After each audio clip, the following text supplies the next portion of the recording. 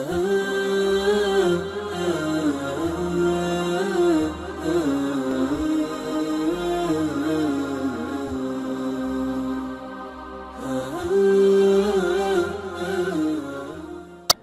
کے ایمان کی تقویت کے لیے سنا دوں، میں یہ چند ماہ قبل سعودی عرب میں ریاض شہر میں تھا۔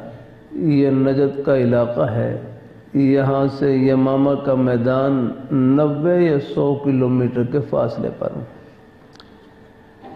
ہم پہلے ایک سفر میں بلکہ اس دفعہ بدھ کے روز فجر کی نماز پڑھ کر روانہ ہوئے۔ تقریباً 1-1.5 گھنٹہ سفر کرنے کے بعد اللہ تعالیٰ نے یمامہ کے میدان میں پہنچا دیا۔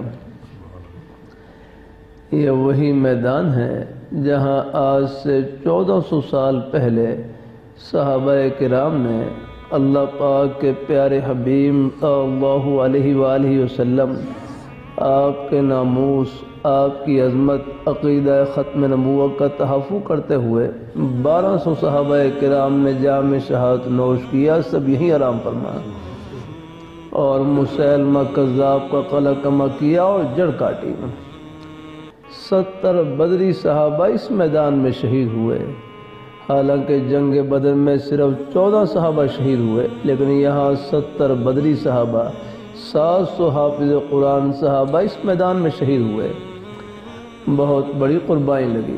ہمارے رہبر تھے ڈاکٹر خالد صاحب، انہوں نے عجیب بات بتلائی۔ فرمانے لگے یہاں سڑک کے لیے کھدائی کر رہے تھے، کھدائی کے دوران بعض صحابہ کرام کی قبریں ظاہر ہو گئیں، کھل گئیں۔